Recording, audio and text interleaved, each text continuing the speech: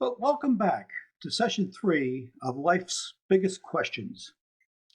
Today we consider humanity's most enduring question of all. Why do bad things happen to good people? In ancient times, when there was no apparent cause for illness, infertility, or poverty, ancient societies attributed suffering to divine punishment, even when the afflicted individuals seemed to live righteously in the sight of everyone else. Still today, when faced with tragedy or hardship with no obvious cause, our skeptical nature assigns blame to God, asking, "Why, God, did you allow this tragedy?" Reflecting on Song Sung Blue, Neil Diamond sings about the blues, suggesting that everyone is subject to life's disappointments, be it illness, infertility, poverty, addiction, natural disasters, school shootings, child abuse, or accidents. What message do you take from the lyrics of Song Sung Blue? Blue, everybody knows one. Song sung blue, every garden grows one. Me and you are subject to the blues now and then. But when you take the blues and make a song, you sing them out again. You sing them out again. Song sung blue, weeping like a willow. Song sung blue, sleeping on my pillow. Funny thing, but you can sing it with a cry in your voice. And before you know it, get to feeling good. You simply got no choice.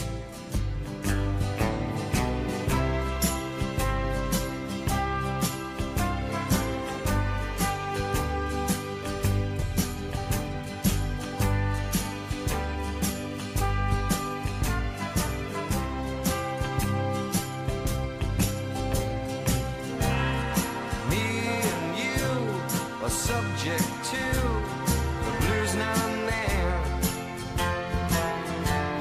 But when you take the blues and make a song, you sing them out again. Song sung blue, weeping like a willow. Song sung blue, sleeping on my pillow. Funny thing, but you can sing it with a cry in your voice. And before you know it, started feeling good. You simply got no choice. Song sung blue.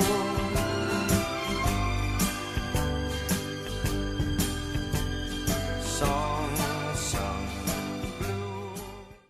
I hope you accept that not only skeptics like us, but believers in any faith tradition all experience the blues now and then. Song Sung Blue generally reflects on the universal response to pain and melancholy, showing people like us that suffering is a widely shared experience of human existence. On a deeper level, if we choose, we could experience suffering as an invitation to accept vulnerability as part of the human condition. And if we begin to overcome our skepticism and imagine that God is truly blameless for our suffering, then we have the opportunity to ask for the light of God's love to embrace us in the midst of our suffering. Song Sung Blue resonates with the idea that while we all experience moments of sadness and suffering, singing together and sharing our emotions together can lead to healing and a mutual understanding. I invite you now to pause the video and consider, what would you tell a close friend who blames God for some dreadful event or illness, like a school shooting, cancer, or car accident?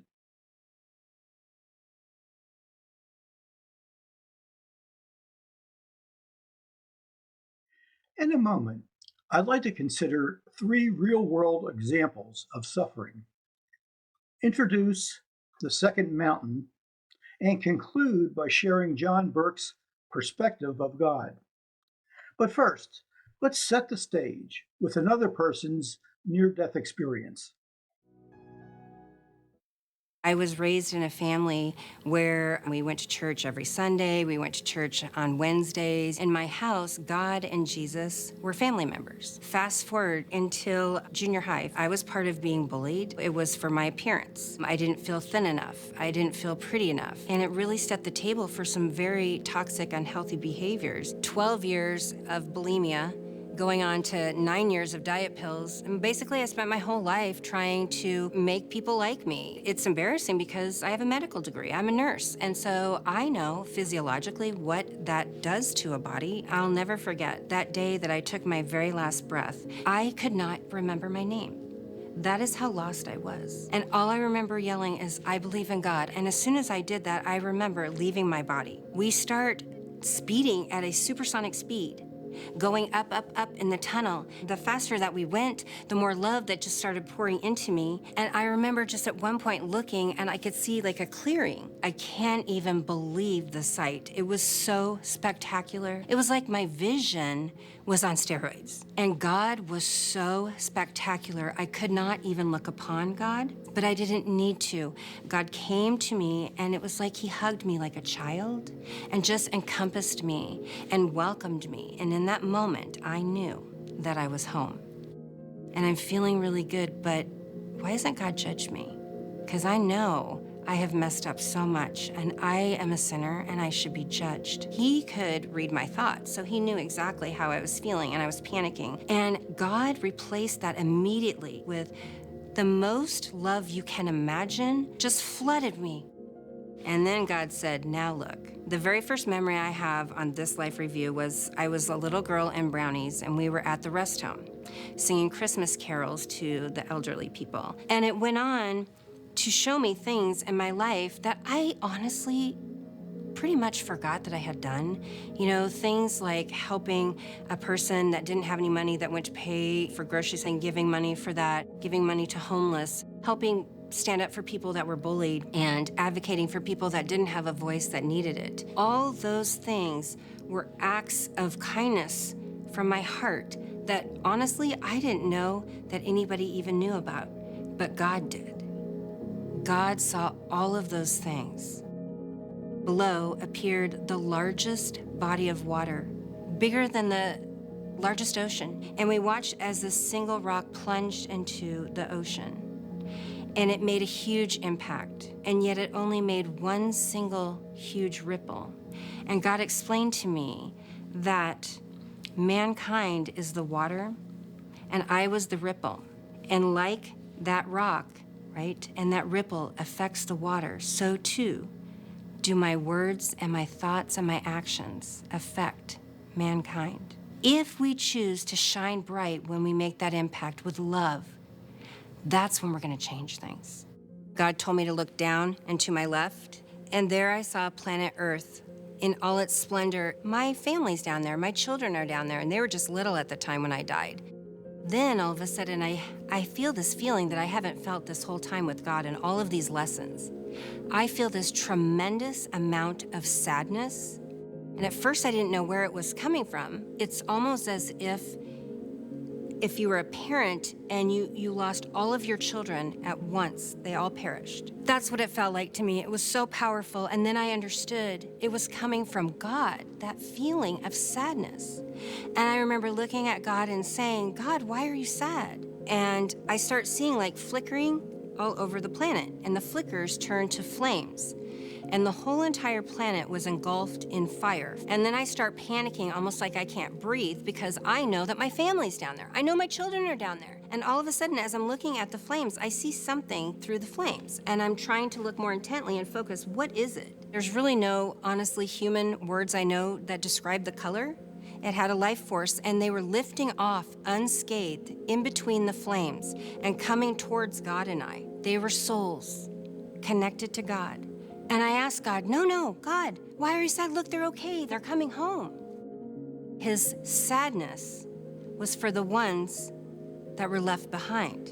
And God reminded me, Erica, it's free will. With the gift of life, hand in hand, I give free will to choose to have that love connection with me or not.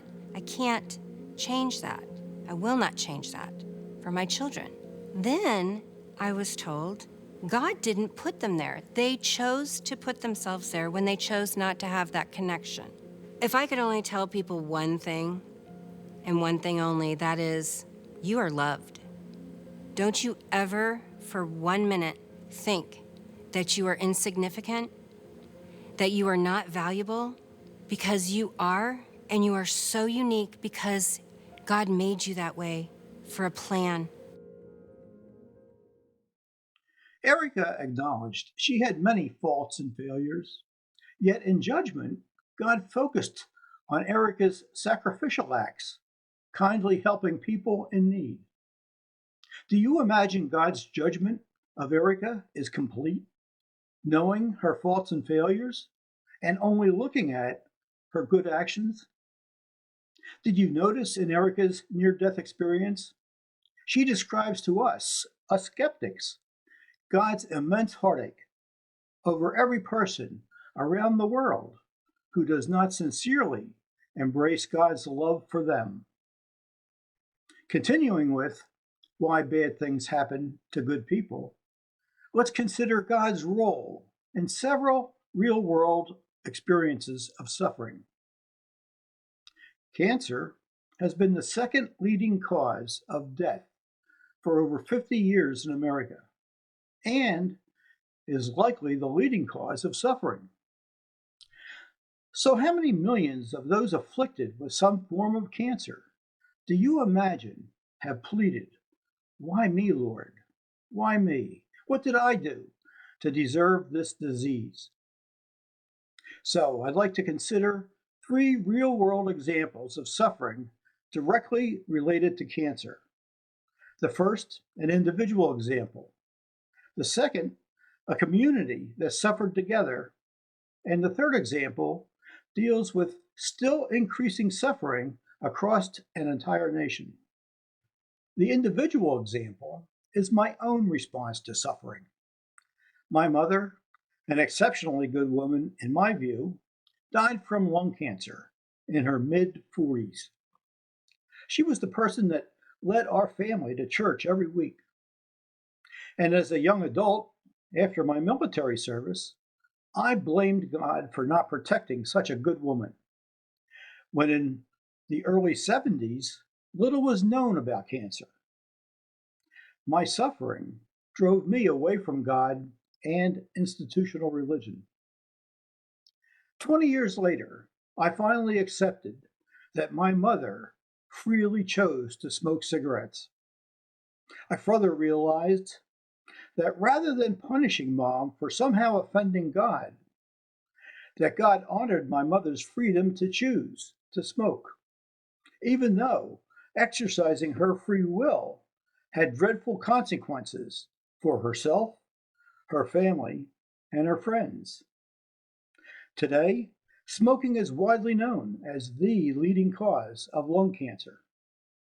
So I invite you to pause the video and consider, should God revoke humanity's free will before any person, either intentionally or accidentally, harms themselves or others?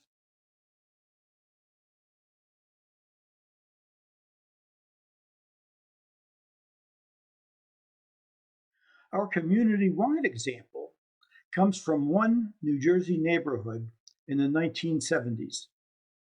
where an unusually large number of children developed cancer. With no apparent cause for so many concentrated cases, many of those parents pleaded, "Why, God? Why inflict suffering or death on my child?"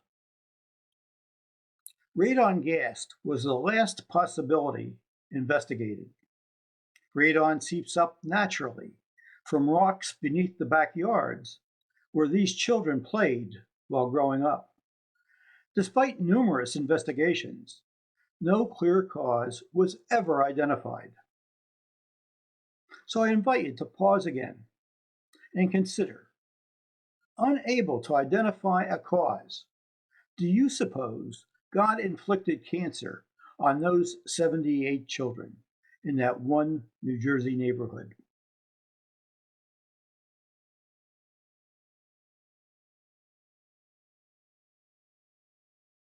Our nationwide example began decades ago and is still increasing today.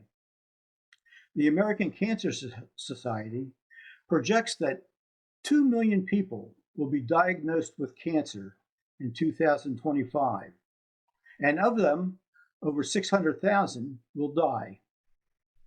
Could God be responsible for cancer remaining the second leading cause of death in the United States? Apart from tobacco use, another cause of cancer in America is the burning of ordinary trash, which releases poisonous carcinogenic particulates into the air. Rain captures these poisonous dioxins and deposits them in the farms that grow livestock and vegetables and fruit. These poisonous particulates are also deposited on every stream, river, lake, and ocean. And rain drives these toxic particulates further down into underground aquifers that supply most drinking water. At the end of the day, every day, Americans consume trace amounts of poisonous particulates throughout their life, in every meal we eat, in every breath we take, and in every sip of water, coffee, or soda we drink. Other leading causes for cancer include our diets. It include high-fat, low-nutrient foods, our alcohol consumption, sun exposure, and genetic factors that are passed down from our ancestors. I invite you again to pause and consider, does God set local or state policy for burning toxic waste in America?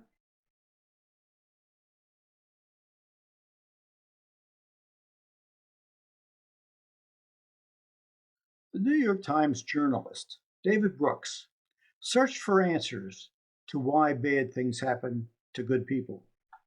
In his book, The Second Mountain, Brooks details several life lessons from suffering the loss of his beloved wife.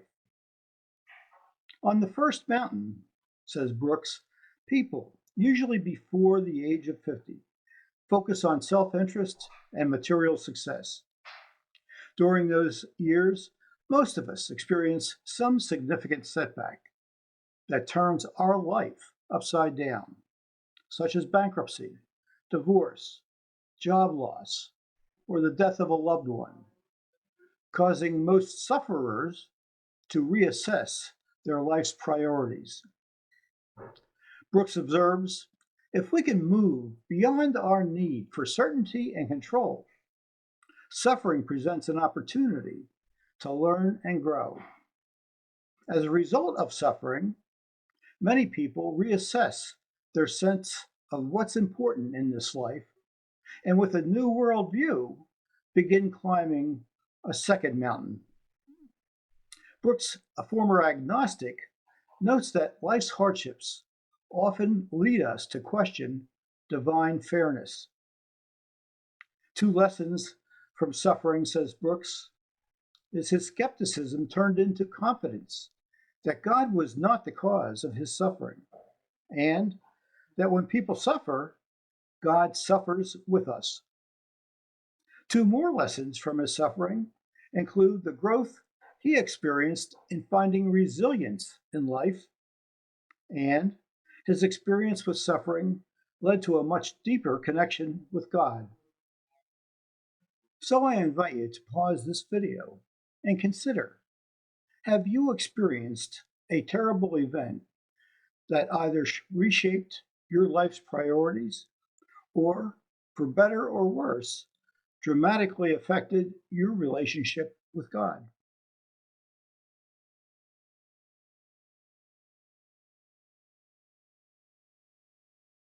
I'd like to bring John Burke back. I love his 2-minute description of God's love. You know, if you read the Bible across all 66 books as one story, you start to see a meta narrative. It's actually the greatest love story ever told. God is love. And God creates people with a free will so that we have the ability to love God and love one another. But all love involves risk. Love can be rejected. And humanity keeps rejecting God's love and leadership, and yet He won't give up. He keeps pursuing us. His love is a crazy love. And throughout the Bible, God compares His love to all our loves. He loves us more than a father or mother loves a child, and He would sacrifice His life to bring us safely back home with Him. He loves us more than a best friend or an older brother ever could. And He understands us and wants to do life with us. And He even loves us more than a spouse or a lover could. In fact, God devotes an entire book of the Bible, Hosea, to show us how He feels when we turn from Him and reject His love and His will. He feels like a husband whose wife keeps prostituting herself with other men, he says. You know, through the prophets, God tells us we've wandered away from His love at one point or another. And yet His great love for us is the reason He has so much compassion for all of us. God says through Jeremiah the prophet, I thought to myself, I would love to treat you as my own children. I looked forward to you calling me Father, and I wanted you never to turn from me. But you've been unfaithful to me. You've been like a faithless wife who leaves her husband. My wayward children, says the Lord, come back to me, and I will heal your wayward hearts. God has compassion on us, and He wants to forgive and take us back. And so He foretells the day He will send the Messiah, God in a form we can understand, to demonstrate God's great love by paying the price of God's justice. Jesus would die in our place to pay for all our debts and wrongs, so that anyone, anywhere, no matter what they've done, can turn back to God and be restored. This is the same God indie ears encounter all across the globe. As we conclude, today we explored why bad things happen to good people. We considered tragedy and suffering through our theological reflection on popular music, through Erica's near-death experience, through 3 examples of suffering related to cancer, through the book, The Second Mountain, and through Burke's description of God's love. All these sources offer a practical perspective to the timeless question, why do bad things happen to good people? And the overwhelming answer for why bad things happen to good people is humanity's God-given free will and the consequences of human choices, whether they are intentional or accidental. Now, God's role in human suffering is to honor our free choices, even during the Holocaust or mass shootings that occur nearly daily, or our choices that result in acquiring cancer. In the midst of our suffering, reconciliation and companionship are available even to us skeptics if we merely call God's name out loud. Until we meet again, consider whether your relationship with God is as close as you would prefer. Blessings in abundance, Bill Taylor.